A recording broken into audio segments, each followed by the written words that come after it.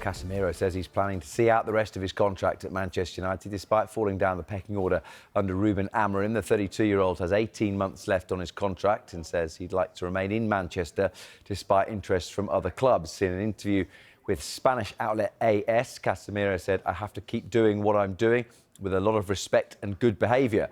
Of course, I'd like to play more. I don't know any player who doesn't want to play, and I want to help the club at this time. I face things with respect for my teammates and the staff, and above all, respect for United. I have a year and a half left on my contract, and I'd like to see it out here in Manchester. I'm comfortable here, and my family is too. They've adapted. We speak English.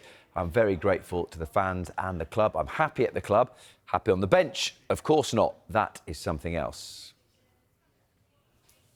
Well, Sam is here now to discuss all things at Manchester United. Good morning. Let's start then with Casemiro, shall we? He says he wants to play, wants to stay. Does he have a role, would you say, at Old Trafford? Well, he has a role at the moment because Manchester United have all these injuries, especially in midfield. Obviously, he started the 1-0 defeat to Tottenham on Sunday, played the whole game. Again, that was pretty much out of necessity. But in context of since Ruben Amorim's come in, he actually hasn't played that much. 17 available matches he could have played under the relatively new Manchester United manager, but only 5 starts. And obviously you hark back to one of them being that 2-0 defeat at home to Newcastle in December, January, and that was, you know, a game that really sort of showed his weaknesses in the middle of the park. As you can see, Manchester United have only won 2 games out of the 5 that Manchester United that Casemiro has started, so it probably explains why he's only played 460 minutes. There's been an unused substitute 12 times out of that 17.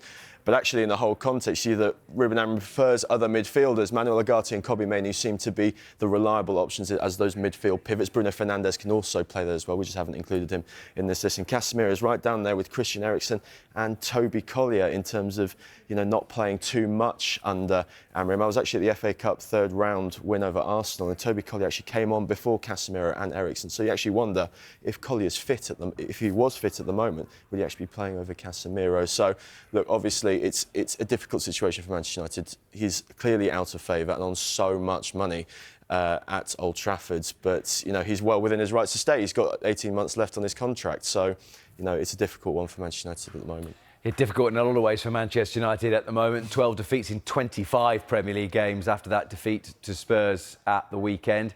The worst run since, or the worst number of defeats at that stage since they were relegated in the mid-70s.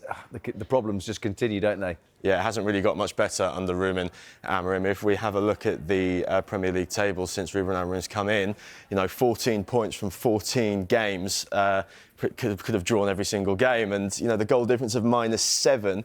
That means, you know, Manchester United haven't been beaten too heavily, but they haven't scored enough goals. You know, only the 3 newly promoted sides have scored fewer goals since Amorim has come in, and it's the same amount of West Ham. We've had their striker problems as well, with Nicholas Füllkrug out, with Mikel Antonio out.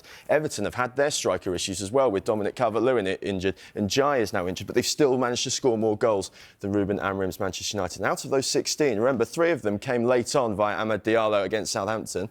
You know, so it could have been even worse. One of them came against Ipswich in their first game. So it's really, really poor standards attacking-wise for Manchester United.